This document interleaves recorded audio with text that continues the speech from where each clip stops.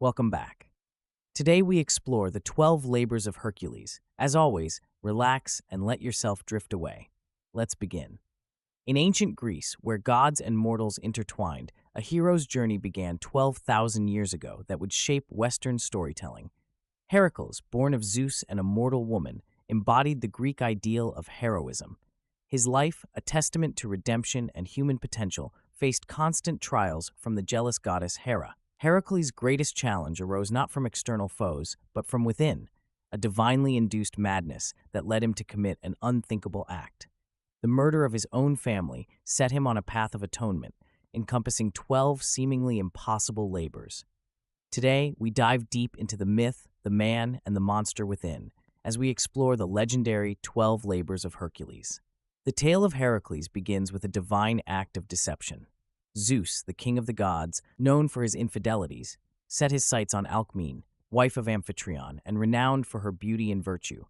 Zeus saw an opportunity to sire a hero who would become the greatest of his mortal offspring. On a fateful night, Zeus assumed the form of Amphitryon, who was away at war, and lay with Alcmene. To ensure his plan's success, Zeus extended the night to triple its usual length, a cosmic manipulation known as the Long Night. This act of divine trickery set in motion events that would reshape the fabric of both mortal and divine realms. Hera, Zeus's wife and queen of the gods, learned of the affair and was consumed by jealousy and rage. Her fury stemmed not only from Zeus's infidelity, but also from the threat this new demigod posed to the celestial order. Using her influence over childbirth, Hera delayed Alcmene's delivery while hastening the birth of another royal infant, Eurystheus. Zeus had declared that the descendant of Perseus, born on that day, would rule over Mycenae and the surrounding lands. By manipulating the timing of the births, Hera ensured that Eurystheus, not Heracles, would inherit this promised kingdom. Despite Hera's machinations, the birth of Heracles was a momentous occasion. The name chosen for the child, Heracles, meaning glory of Hera, was perhaps an attempt to appease the goddess's wrath or a bitter irony given her animosity towards him.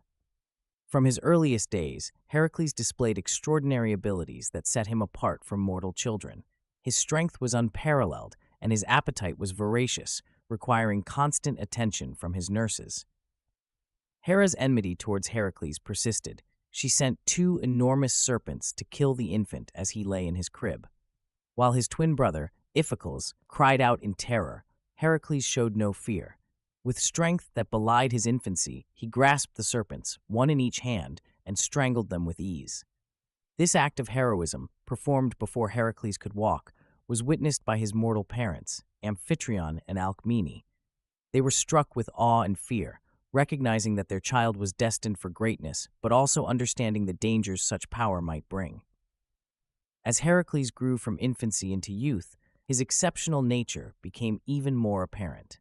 His education befitted a prince and potential hero, receiving training in warfare, music, and astronomy from some of the most renowned figures of the age, each contributing to the development of his mind and body.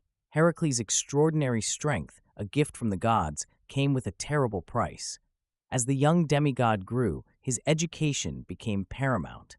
The challenge of training a hero destined for greatness fell to some of Greece's most renowned masters, each tasked with honing a different aspect of Heracles' potential. These illustrious tutors imparted a diverse array of skills to the young hero. From the precise art of archery to the delicate strains of music, Heracles' education was as broad as it was deep. Yet, despite the wealth of knowledge at his disposal, a crucial element eluded the demigod: the ability to control his immense power. Heracles' struggle with his temper became a defining characteristic of his youth.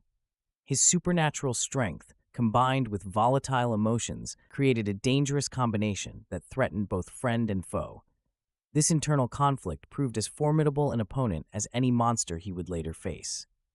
Unlike other Greek heroes who battled external foes, Heracles' greatest enemy was often himself. The incident with Linus, Heracles' music teacher, starkly illustrated his lack of control. During a lesson, Linus harshly criticized Heracles' performance. In a fit of rage, Heracles struck his tutor on the head with the instrument, killing him instantly. This tragic event foreshadowed the destruction Heracles was capable of when his anger took hold. Despite this setback, Heracles' path to heroism continued. His first true test as a warrior came after his foster father, Amphitryon, fell in battle against the Minions. Heracles stepped forward to take his place, assuming the role of general and leading the Theban army into conflict. During this campaign, Heracles caught the attention of Athena, the goddess of war and wisdom. Recognizing his potential, Athena appeared to him on the battlefield, bestowing gifts from the gods, weapons and armor forged in the divine workshops of Olympus. These celestial armaments marked Heracles as a chosen champion of the gods. Heracles' leadership and valor proved decisive. The Theban army emerged victorious, and upon their return, Heracles was hailed as a hero. In recognition of his service, the king of Thebes offered Heracles his daughter, Megara, in marriage. The union of Heracles and Megara brought a period of relative peace. For several years, they lived contentedly in Thebes, raising 3 children. Heracles' role as defender of the city brought him respect and adoration, while his family life seemed to provide a stabilizing influence on his volatile nature. Yet, even as Heracles enjoyed this domestic tranquility, the threads of fate were being woven around him. The goddess Hera, still burning with hatred for her husband's illegitimate son, had not forgotten her desire for vengeance. As Heracles' fame grew, so too did Hera's determination to destroy him, setting the stage for the trials that would define his legendary status. The Oracle of Delphi stood as a beacon of divine wisdom in the ancient Greek world, revered as the mouthpiece of Apollo himself. It was to this sacred site that Heracles journeyed, his heart heavy with the weight of his unimaginable crimes. The hero sought guidance, desperate to find a path to redemption for the murder of his own family. As he approached the temple, the air thick with the scent of burning laurel leaves, Heracles could not have foreseen the monumental task that awaited him. The Pythia, Apollo's chosen priestess, sat upon her tripod, inhaling the vapors that rose from a chasm beneath the temple floor. As Heracles posed his question, the oracle fell into a trance, her words carrying the weight of divine pronouncement. The decree was clear. Heracles must serve King Eurystheus of Mycenae for 10 years, completing 12 seemingly impossible labors. This concept of atonement through heroic deeds was deeply ingrained in Greek mythology. The gods often demanded great acts of penance from mortals who had transgressed, particularly those who had committed grievous sins such as murder. Heracles' case was unique, as the magnitude of his crime demanded an equally monumental act of redemption. The significance of the number 12 in Greek mythology was profound. It represented completeness and divine order, appearing in various contexts such as the 12 Olympian gods. By assigning 12 labors to Heracles, the oracle imbued his quest with cosmic importance, each completed task bringing him closer to spiritual wholeness and ultimately to a place among the gods themselves. King Eurystheus, now ruler of Mycenae due to Hera's earlier machinations, would play a crucial role in Heracles' journey. As the taskmaster assigned by the oracle, Eurystheus was responsible for setting the terms of each labor. Jealous of the hero's fame and fearful of his strength, Eurystheus sought to make each task as difficult as possible. Upon hearing the oracle's decree, Heracles was initially overcome with shame and despair. Yet, as the initial shock subsided, a spark of determination ignited within him. Here was a chance to make amends for his actions, to channel his immense strength and skills toward a noble purpose. As Heracles contemplated the road ahead, he knew that each labor would test not only his physical prowess, but also his wit, courage, and resolve. The hero who had once led armies to victory and slain serpents in his crib would now face trials that would push him to the very limits of his abilities. The first of these labors would be to slay the Nemean Lion, a monstrous creature with a hide impervious to mortal weapons. As Heracles prepared for this inaugural task, he recognized that this challenge represented the first step on his path to redemption. In the hills of Nemea, a monstrous creature struck fear into the hearts of the local populace. The Nemean Lion, with its golden coat gleaming in the sunlight, had brought terror to the region. Its massive form prowled through the rocky landscape, leaving destruction in its wake. The beast's lair, a dark and cavernous den nestled deep within the hills, was littered with the bones of its victims. Heracles approached this challenge with determination and caution. He spent months in rigorous preparation, pushing the limits of his already extraordinary strength. The hero uprooted trees and lifted massive boulders, honing his physical prowess. Heracles also studied the beast's habits, recognizing that this battle would require more than brute force. As Heracles entered the lion's domain, he quickly discovered the truth behind the tales. His arrows bounced harmlessly off the creature's golden fur, and his sword could not pierce its hide. The lion's roar echoed through the hills, a sound that had sent countless warriors fleeing in terror. But Heracles stood his ground, realizing he would have to confront this beast with his bare hands. The battle that ensued was a true clash of titans. For hours, Heracles wrestled with the lion, their struggle a testament to the raw power of both man and beast. The hero's muscles strained as he grappled with the creature, seeking any advantage. The lion's claws raked across Heracles' skin, drawing blood, but still he persevered. As the fight wore on, Heracles began to understand the nature of his opponent. The lion's impenetrable hide was its greatest strength, but also a potential weakness.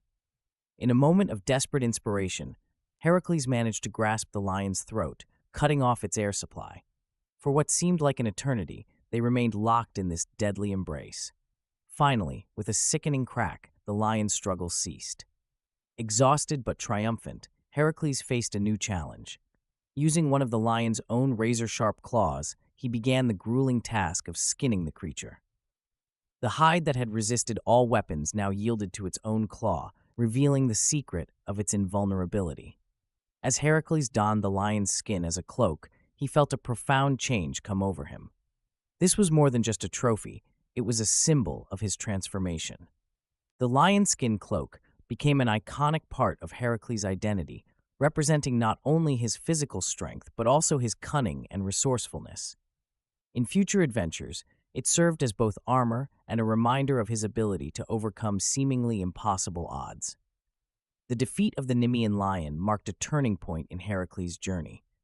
He had faced an impossible task and emerged victorious through strength, perseverance, and ingenuity. This victory became a powerful symbol in Greek and Roman culture, representing the idea of overcoming one's inner demons and external challenges. Fresh from his victory over the Nemean Lion, Heracles faced a challenge that would test the very limits of his ingenuity.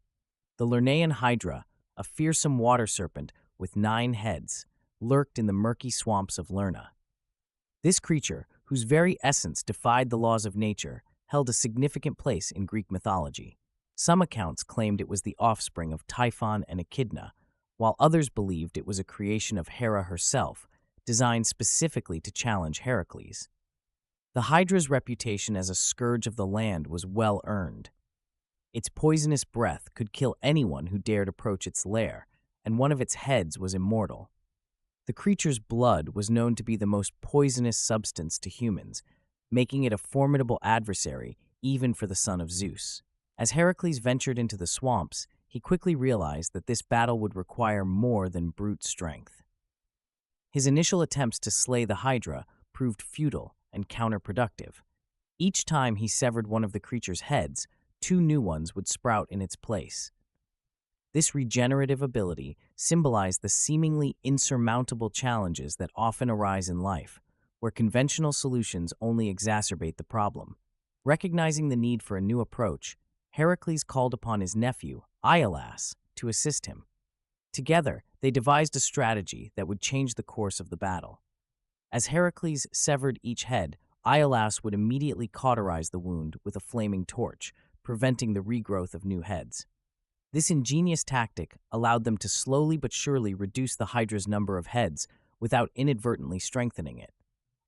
The battle raged on, with Heracles wielding his club and Iolaus brandishing his torch.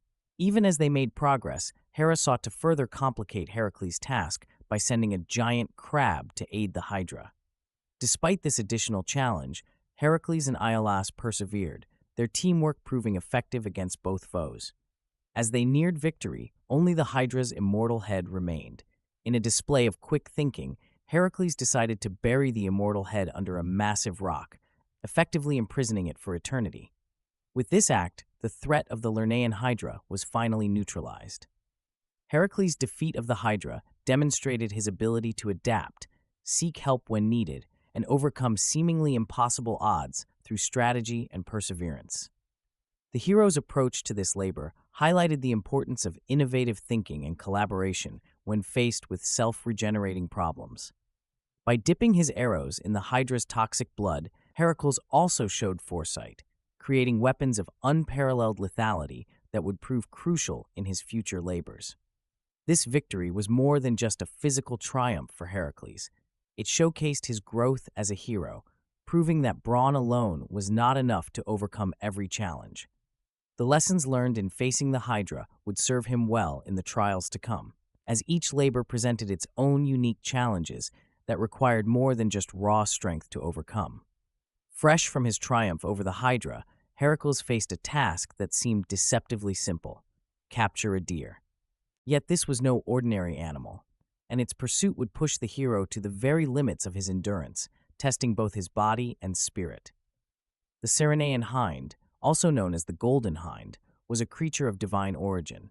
Sacred to Artemis, the goddess of the hunt, this magnificent beast was renowned for its incredible speed. Its golden antlers and bronze hooves gleamed in the sunlight as it raced across the Greek landscape, embodying grace and swiftness. Heracles' quest to capture this elusive creature proved to be a test of patience and strategy rather than brute strength. For an entire year, the hero pursued the hind, demonstrating unparalleled determination. This prolonged chase took Heracles across vast stretches of Greece, from dense forests to craggy mountaintops, as he sought to match wits with a creature blessed by the gods themselves.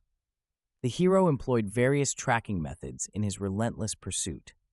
Drawing upon his exceptional hunting skills, Heracles studied the hind's habits and preferred habitats.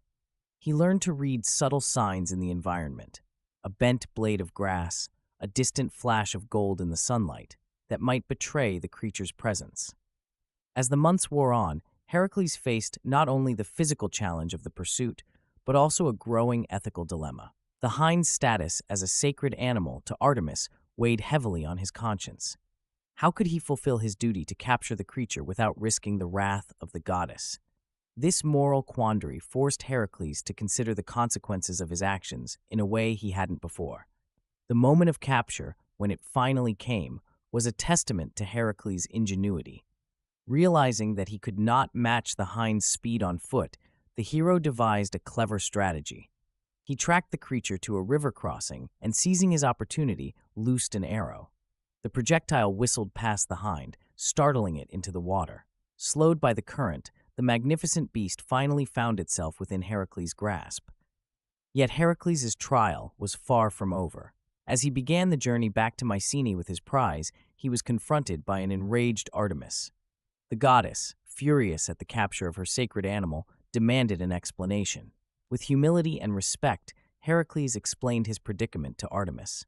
He spoke of the labors imposed upon him by King Eurystheus, of his quest for redemption, and of the impossibility of refusing this task. The hero's words, tinged with genuine remorse for any offense caused, seemed to resonate with the goddess. In a moment of divine understanding, Artemis relented, allowing Heracles to complete his labor on the condition that the hind be returned unharmed once presented to Eurystheus. This resolution highlighted a crucial aspect of Heracles' character development. The hero who had once relied solely on his strength now demonstrated the ability to navigate complex situations with tact and diplomacy. His interaction with Artemis showcased a growing maturity and understanding of the delicate balance between mortal ambition and divine will. Heracles' fourth labor, the capture of the Erymanthian boar, presented a challenge that tested both his legendary strength and strategic acumen. Mount Erymanthos, a significant location in Greek mythology, was known for its rugged terrain and harsh climate. The mountain's deep snow and treacherous slopes created a formidable backdrop for this task, symbolizing the hero's struggle against nature itself.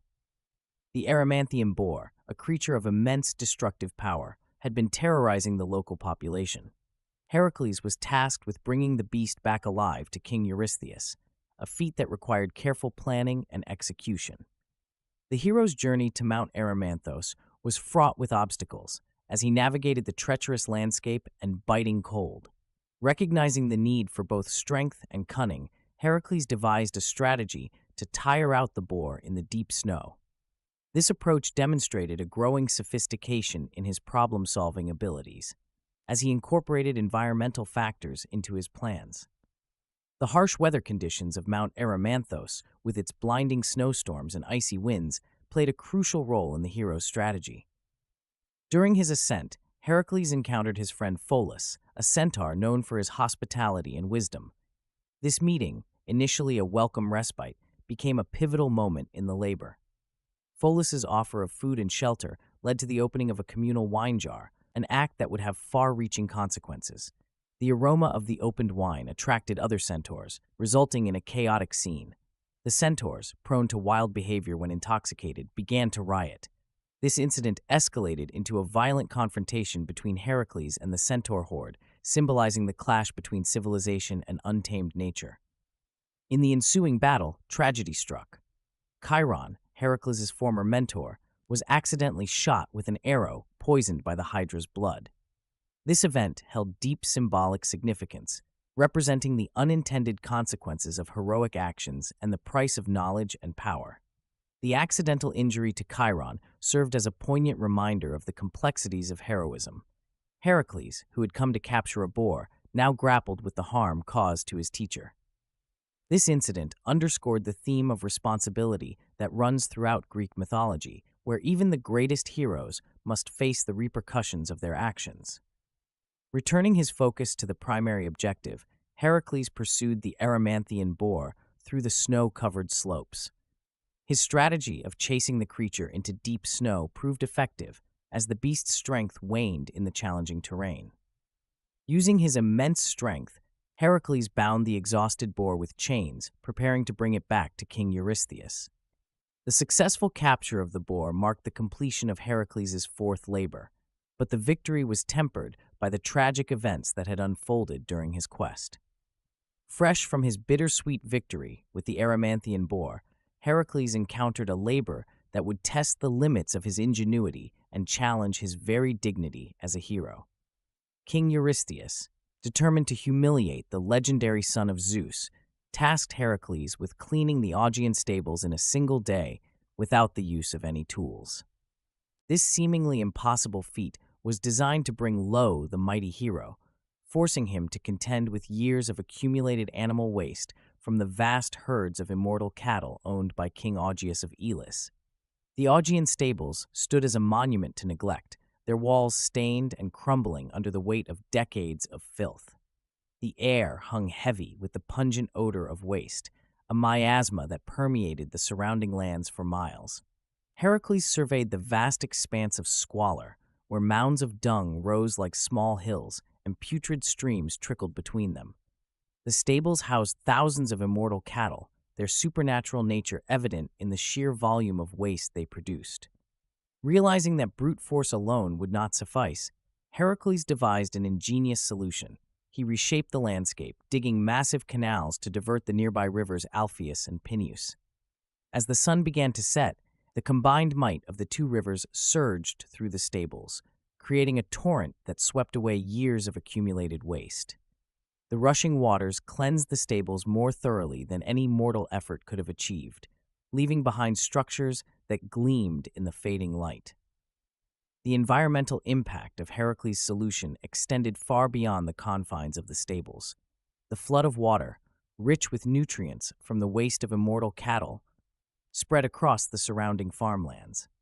This unexpected benefit brought new life to soil that had long been rendered barren, promising a future of agricultural prosperity for the citizens of Elis. The cleansing of the Augean stables symbolized more than just the completion of a seemingly impossible task. It represented a renewal of the land itself, washing away years of stagnation and neglect. The labor served as a metaphor for the purification of corrupt systems and the restoration of balance to nature. However, King Augeas, unwilling to part with his prized cattle, refused to acknowledge Heracles' success, claiming that the rivers, not the hero, had done the work. This conflict led to a heated dispute, with Augeas ultimately banishing Heracles from Elis. The king's actions cast a shadow over what should have been a triumphant moment, highlighting the often bittersweet nature of heroic deeds and the complexities of human nature in the face of divine intervention. As Heracles departed Elis, his reputation tarnished by accusations of cheating, he encountered a foe that defied conventional heroism. The Stymphalian birds presented a test not of brawn, but of wit. In the marshes of Arcadia, a plague from the sky awaited, one that even the mightiest hero couldn't simply overpower. The Stymphalian birds had long terrorized the region surrounding Lake Stymphalia, a vast expanse of swampy marshlands. These were no ordinary avians, but creatures of metal and malice, their bronze feathers as sharp as blades, and their droppings a toxic sludge that poisoned the land. The birds' origins were shrouded in mystery, with some attributing their creation to Ares, the god of war, as instruments of destruction. Heracles approached the marshy landscape with caution, knowing that his legendary strength alone would not suffice against this airborne menace. The dense foliage of the swamp provided perfect cover for the birds, making it nearly impossible for the hero to locate them, let alone engage them in combat. As he waded through the murky waters, the occasional glint of metallic feathers and the acrid stench of their poisonous waste were the only signs of their presence. The hero's initial attempts to flush out the birds proved futile. His arrows, which had felled countless monsters, now whistled harmlessly through the reeds as the birds remained hidden. Even when he managed to spot one of the creatures, its bronze plumage deflected his projectiles with ease. Heracles found himself in an unfamiliar position, outmatched and uncertain. As frustration mounted, Heracles began to understand the true nature of this labor. It was not merely a test of his physical prowess, but a challenge to his problem-solving abilities. The Stymphalian birds represented more than just a physical threat. They symbolized the internal and external struggles faced by heroes. In this moment of doubt, divine intervention arrived in the form of Athena, the goddess of wisdom and strategic warfare. Recognizing Heracles' plight, she provided him with a powerful tool, bronze rattles forged by Hephaestus himself. These kratala, as they were called, would prove instrumental in Heracles' strategy against the birds. With the divine gift in hand, Heracles ascended to a high point overlooking the marshes. He began to shake the kratala, producing a cacophonous din that reverberated across the landscape. The effect on the Stymphalian birds was immediate and dramatic. Unaccustomed to such noise, they burst from their hiding places in a panic, their metal wings creating a deafening clatter as they took to the skies. As the birds circled in confusion, Heracles seized his opportunity. With practiced precision, he knocked arrow after arrow, each finding its mark among the flock. The bronze-tipped shafts, still coated with the hydra's venom from his previous labor, proved effective against the birds' metallic hides. One by one, the Stymphalian birds fell from the sky, their reign of terror brought to an end by the hero's cunning and skill. The battle raged on for hours, with Heracles alternating between the kratala to drive the birds out and his bow to bring them down. As the sun began to set, the last of the Stymphalian birds either lay defeated or had fled far beyond the borders of Arcadia. As Heracles set foot on Crete, an island steeped in mythological significance, he faced a challenge that would test not only his strength, but his ability to subdue a creature imbued with divine power.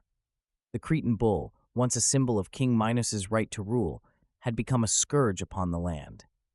This extraordinary animal had its origins in Poseidon's favor. The sea god sent the bull to King Minos, intending it to be sacrificed in his honor.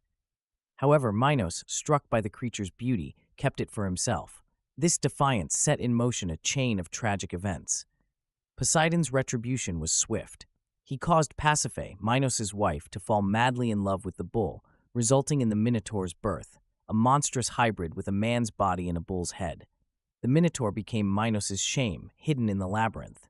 Meanwhile, the Cretan bull, driven mad by Poseidon, rampaged across the island. Upon arriving in Crete, Heracles encountered a land in turmoil. Fields lay barren, villages stood abandoned, and the people wore expressions of despair. King Minos, his pride shattered, beseeched Heracles to capture the bull. As Heracles tracked the beast, he recognized the unique nature of this labor. The Cretan bull was not inherently malevolent, but a victim of divine punishment. His task was to subdue it without harm, symbolizing the taming of wild nature. The confrontation was spectacular. The bull's coat gleamed like bronze, steam billowing from its nostrils. Heracles narrowly avoided its deadly horns, the ground shaking with each charge.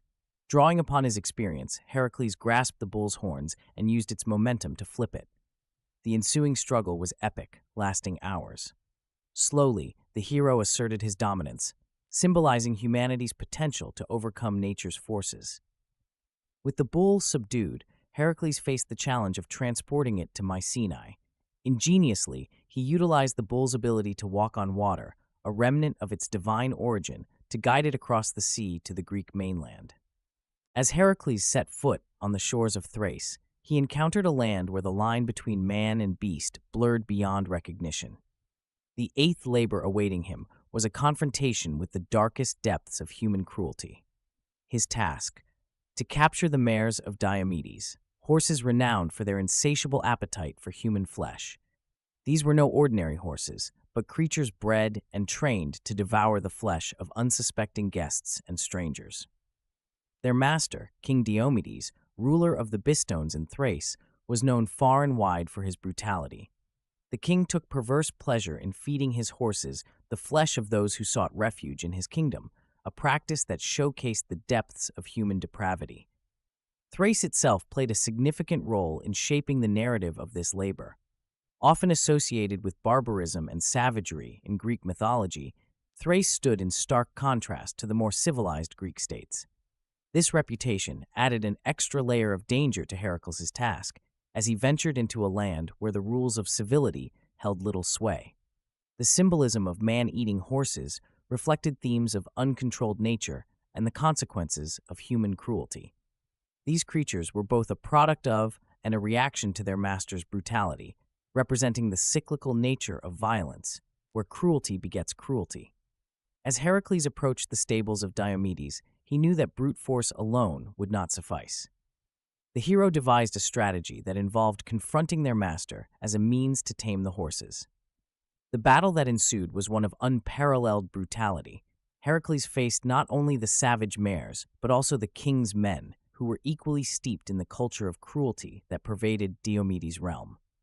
The confrontation between Heracles and Diomedes was a battle of opposing ideologies: heroism against tyranny, compassion against cruelty. In a twist of poetic justice, Heracles defeated Diomedes and fed the flesh of the defeated king to his own mares. This act served as a powerful metaphor for the cycle of violence and retribution. This grim feast marked a turning point in the horses' behavior, as they consumed the very source of their savage nature. It represented the idea that cruelty inflicted upon others could ultimately be turned back upon its perpetrator, highlighting the theme of savagery present in both the horses and their master. With the mares subdued, Heracles faced the challenge of leading these once ferocious creatures back to King Eurystheus. The journey from Thrace to Mycenae would be long and perilous, with the constant threat that the horses might revert to their man-eating ways. As Heracles journeyed towards the land of the Amazons, he faced a challenge that would test his diplomacy rather than his strength. The ninth labor assigned by King Eurystheus required him to obtain the golden girdle of Hippolyta, the queen of the Amazons. This magical belt, bestowed upon Hippolyta by Ares, symbolized her authority and assured her victory in battle. It represented not only physical prowess, but also the unique status of the Amazons in Greek mythology. The Amazons, a society of warrior women, were renowned for their fierce combat skills and independence from male influence. Their culture valued strength, skill in horseback riding, and martial arts. Contrary to expectations, Heracles was met with unexpected hospitality upon his arrival. The Amazons offered him food and shelter, revealing a more nuanced aspect of their culture. During his initial meeting with Queen Hippolyta, Heracles found himself intrigued by her strength and leadership. Hippolyta reciprocated this interest, fascinated by his legendary adventures. As they conversed, they discovered common ground, their shared experiences as warriors creating an unexpected bond. This connection led Heracles to hesitate in taking the girdle by force, as he sought to form an alliance with Hippolyta and her people. The peaceful negotiations between Heracles and Hippolyta progressed well. The queen, impressed by Heracles' reputation and respectful demeanor, considered gifting him the girdle willingly. However, the goddess Hera, determined to thwart Heracles' efforts, saw an opportunity to sow discord. Disguising herself as an Amazon warrior, Hera spread rumors that Heracles intended to enslave them and kidnap their queen. She exploited the Amazons' deep-seated mistrust of outsiders, particularly men, manipulating their perceptions. The seeds of mistrust planted by Hera quickly took root, leading to a tragic misunderstanding that escalated into violence. The Amazons, believing their queen to be in danger, prepared for battle. Heracles, unaware of the deception, was caught off guard by the sudden hostility. The peaceful negotiations crumbled as both sides reached for their weapons, the promise of alliance giving way to the familiar clash of combat. The ensuing battle was fierce and chaotic. Heracles, despite his desire for a peaceful resolution, found himself forced to defend against the onslaught of Amazon warriors. The confrontation between Heracles and Hippolyta ended in tragedy. In the heat of battle, misinterpreting Hippolyta's actions as hostile, Heracles struck a fatal blow. It was only as the Amazon queen fell that Heracles realized the terrible mistake that had occurred. The golden girdle, which had been freely offered in peace, was now taken in violence, symbolizing the destructive power of misunderstanding and the tragic consequences of gender conflict in ancient Greek mythology. Heracles' 10th labor led him to the fringes of the known world, challenging him to retrieve the cattle of Geryon from the distant island of Erythea. This task tested not only his strength, but also his endurance and ingenuity, pushing him to explore the boundaries of ancient Greek understanding of the world. Erythea represented the Greek concept of the world's edge, where reality intertwined with myth. The journey itself was a formidable challenge, requiring Heracles to navigate through uncharted territories that grew increasingly treacherous. Barren deserts gave way to towering mountains and raging rivers, each presenting unique challenges that required both physical prowess and clever problem-solving. During this arduous journey, Heracles established the Pillars of Hercules, identified as the Rock of Gibraltar and Monte Hacho in Ceuta. These monumental structures marked the boundary between the Mediterranean Sea and the Atlantic Ocean, serving as a lasting symbol of the limits of human exploration in the ancient world. Upon reaching the Atlantic, Heracles faced the seemingly insurmountable task of crossing the ocean to reach Erythea. The sun god Helios, impressed by Heracles' determination, provided him with a golden cup to sail across the waters. This divine intervention highlighted the Greek belief in the god's involvement in human affairs, especially when mortals pushed the boundaries of their known world. On Erythea, Heracles encountered Orthrus, the two-headed dog guarding Geryon's cattle. Heracles' victory over Orthrus demonstrated his ability to overcome the unknown and conquer the fears associated with unexplored territories. The confrontation with Geryon, a formidable giant with 3 bodies joined at the waist, was the culmination of Heracles' journey. This battle symbolized the ultimate challenge at the world's edge, where normal rules of nature no longer applied. Heracles' triumph over Geryon, using an arrow poisoned with the Hydra's venom, showcased his adaptability and resourcefulness in facing the unknown. The return journey with Geryon's cattle presented its own set of challenges, including Hera's intervention with gadflies. These obstacles reinforced the Greek belief that exploring beyond known boundaries invited both divine and natural opposition. Heracles' perseverance in the face of these trials exemplified the Greek ideal of heroism and the rewards of pushing beyond established limits. This labor, with its journey to the world's edge and back, served as a powerful metaphor for exploration and the expansion of knowledge. It reflected the Greek fascination with the unknown and their attempts to understand and conquer the mysteries that lay beyond their familiar world. Heracles' 11th labor challenged him to retrieve the golden apples of the Hesperides, a quest that would test his strength, wit, and cunning. These apples, symbols of immortality prized by the gods, grew in a mysterious garden at the world's edge. Hera, ever hostile to Heracles, had placed a 100-headed dragon named Ladon to guard the entrance. The garden itself was a marvel of divine creation. Lush foliage surrounded trees bearing fruit of pure gold. The air shimmered with an otherworldly light, and the ground seemed to pulse with immortal energy. This ethereal beauty belied the deadly danger that awaited trespassers. Recognizing that brute force alone would not suffice, Heracles sought guidance from Prometheus, the fire-giving titan. Prometheus revealed the garden's location, but warned that no mortal could pluck the apples. He advised Heracles to enlist Atlas, the titan bearing the weight of the heavens. Upon reaching Atlas, Heracles proposed a daring exchange.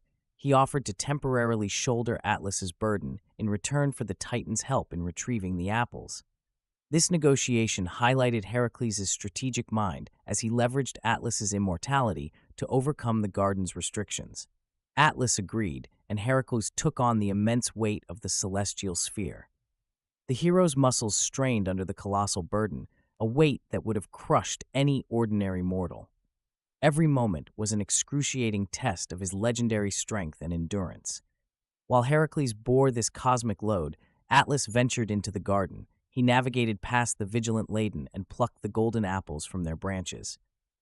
Upon his return, however, Atlas revealed a desire to prolong his freedom, suggesting he deliver the apples himself and leave Heracles to bear the sky indefinitely. Faced with this betrayal, Heracles displayed his cunning. He feigned agreement but requested Atlas to briefly retake the sky so he could adjust his cloak. The moment Atlas resumed his eternal task, Heracles seized the apples and departed, outsmarting the Titan. This labor exemplified the multifaceted nature of heroism in Greek mythology. Heracles demonstrated not only physical prowess but also wisdom and trickery. His clever manipulation of Atlas echoed the cunning of figures like Odysseus, highlighting that true heroism often requires more than mere strength. Ultimately, Heracles returned the apples to their rightful place, maintaining the balance between mortal and divine. This act of restraint and respect for cosmic order further underscored the wisdom he had acquired, proving that he had grown beyond his earlier, more impulsive nature. Heracles stood at the threshold of his final labor, facing a challenge that would test the very limits of mortality. The capture of Cerberus, the monstrous guardian of the Underworld, awaited him in the realm of the dead. This three-headed hound, with a serpent's tail and a mane of writhing snakes, stood as the ultimate obstacle between the living and the deceased. The Underworld, ruled by Hades and Persephone, was a dark and winding realm where souls journeyed after death. Unlike his previous labors, Heracles now had to navigate a landscape that defied the natural order of the living. This journey demanded more than mere strength. It required a profound understanding of the delicate balance between life and death. Before his descent, Heracles sought counsel from Hermes, the messenger of the gods. The divine guide advised Heracles to seek permission from Hades and Persephone before attempting to capture Cerberus.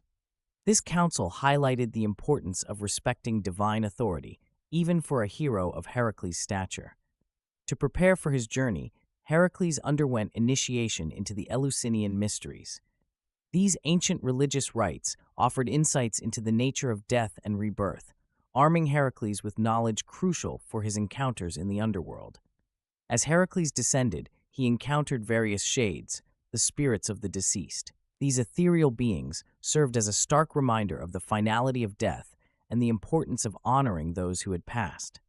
The hero's interactions with these spirits deepened his understanding of the profound responsibility he bore in his quest. Upon reaching Hades' throne, Heracles presented his case with humility. Hades agreed to allow the capture of Cerberus under two conditions. Heracles must subdue the beast without weapons, and Cerberus must be returned to the underworld once the labor was completed. As Heracles approached Cerberus, the air thickened with tension. Each of Cerberus's heads represented a different aspect of time, past, present, and future, symbolizing the all-encompassing nature of death. This confrontation symbolized Heracles' struggle against mortality itself, as he, a mortal hero, dared to challenge the very guardian of death. The battle that ensued was fierce. Heracles grappled with the monstrous hound, using his bare hands to subdue each thrashing head. This physical struggle mirrored the internal battle all mortals face when confronting their own mortality. Heracles drew upon the wisdom gained from his previous labors and his initiation into the Eleusinian mysteries. After a grueling contest, Heracles overpowered Cerberus, completing his 12th and final labor. By subduing the guardian of the underworld, Heracles symbolically conquered death itself. However, respecting the cosmic balance, he returned Cerberus to its post, acknowledging that even the greatest hero must ultimately yield to the natural order of life and death. The completion of the 12 labors marked a significant milestone in Heracles' journey, but his legendary exploits were far from over. As he emerged from his final task, subduing Cerberus, Heracles found himself thrust into a world that still held countless challenges and adventures. The hero, who had overcome seemingly impossible odds, now faced a future filled with both triumph and tragedy. Heracles' reputation as a formidable warrior and problem solver led him to participate in other mythical events. His involvement with Jason and the Argonauts on their quest for the Golden Fleece brought together many of Greece's greatest heroes. Heracles' strength and courage proved invaluable during the journey, though he left the group to search for his lost companion, Hylas. In the years following his labors, Heracles continued to roam Greece and beyond. He fought in wars, settled disputes between kingdoms, and even challenged the gods on occasion. His actions during this period demonstrated that the hero's drive for greatness and his desire to right wrongs remained undiminished, despite the completion of his assigned tasks. Heracles' personal life was marked by complexity and tragedy. After his marriage to Megara ended, he entered into a union with Deianira, daughter of King Aeneas of Calydon. Their relationship, while initially happy, ultimately led to Heracles' downfall. The couple had several children, but jealousy and mistrust loomed over their marriage. The tragic turn came when Heracles and Deianira encountered the centaur Nessus. As Nessus attempted to abduct Deianira, Heracles shot him with an arrow poisoned by the Hydra's blood. The dying centaur deceived Deianira, telling her his blood was a love charm. Years later, hearing rumors of Heracles' infidelity, Deianira used the supposed charm, unknowingly poisoning her husband. Realizing death was imminent, Heracles constructed a funeral pyre atop Mount Ida. As the flames consumed him, Zeus intervened, recognizing the extraordinary nature of his son's life and deeds. The king of the gods granted Heracles immortality, elevating him to divine status. Heracles' apotheosis symbolized the ultimate redemption of the hero. His ascension to Mount Olympus represented not only a physical transformation, but also a spiritual rebirth. It signified the triumph of human will and perseverance over seemingly insurmountable obstacles. More profoundly, it embodied the Greek ideal of achieving greatness through suffering and heroic deeds. The reconciliation between Heracles and Hera on Olympus brought closure to their long-standing conflict. This act of forgiveness symbolized the resolution of the internal and external struggles that had defined Heracles' existence, offering a powerful message about the possibility of redemption and the transcendence of mortal limitations. The myth of Heracles has left an indelible mark on Western culture, transcending its origins in ancient Greek mythology to become a symbol of strength, perseverance, and human struggle against adversity. For over 2 millennia, this legendary figure has captivated the imagination of artists, philosophers, and leaders, evolving to reflect the values of each generation. In ancient Greece, Heracles held religious significance. Cults dedicated to his worship spread across the Hellenic world, with Thebes becoming a center of devotion. These cults viewed Heracles as a protector and guardian, invoking his strength to safeguard their cities. The worship of Heracles as a demigod offered followers hope that they too might achieve greatness through their deeds. As Greek culture spread, so did Heracles' legend. Rulers and states recognized the potent symbolism of this hero. Alexander the Great and Roman emperors aligned themselves with Heracles, using his image to legitimize their authority. The hero's feats became a metaphor for the might of empires and the will of their rulers. Philosophers found in Heracles' 12 labors a rich tapestry of allegory and moral instruction. His trials came to represent the human condition itself, the struggle against odds, the battle with inner demons, and the quest for redemption. Stoic philosophers saw in Heracles an embodiment of their ideals: strength in adversity, self-discipline, and virtue. The portrayal of Heracles in art underwent transformations. Ancient Greek pottery depicted him as the epitome of physical perfection. Roman art often portrayed Heracles in a more humanized light. During the Renaissance, artists imbued Heracles with Christian allegorical meanings. The Enlightenment brought new interpretations of the Heracles myth. Scholars analyzed the stories as windows into the ancient Greek psyche and societal values. The labors of Heracles were seen as metaphors for the human struggle against nature and the establishment of civilization. In modern times, Heracles continues to resonate. Contemporary interpretations emphasize the hero's internal conflicts and the consequences of his actions. This nuanced approach is evident in literature and film, where Heracles is often depicted as a complex character grappling with his own legend. The enduring appeal of Heracles lies in his ability to embody both the extraordinary and the relatable. His superhuman strength sets him apart, yet his human struggles make him accessible. In this duality, modern audiences find reflections of their own challenges and aspirations. As a cultural icon, Heracles has permeated various aspects of contemporary society. His name and image are invoked in contexts ranging from sports to leadership training. The term Herculean task has entered common parlance, describing any seemingly impossible challenge. This linguistic legacy speaks to the deep-rooted impact of the Heracles myth on our collective consciousness. The 12 Labors of Hercules exemplify myth's enduring power to illuminate the human condition. These trials, each more daunting than the last, serve as metaphors for life's challenges. Heracles' journey from flawed mortal to divine hero resonates deeply, inspiring recognition of our own potential for greatness.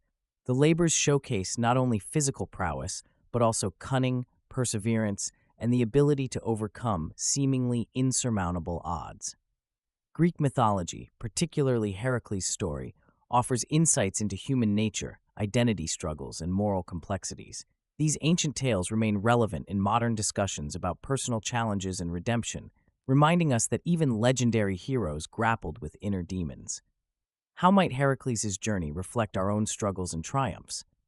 His myth continues to inspire contemporary storytelling, echoing themes of heroism and resilience.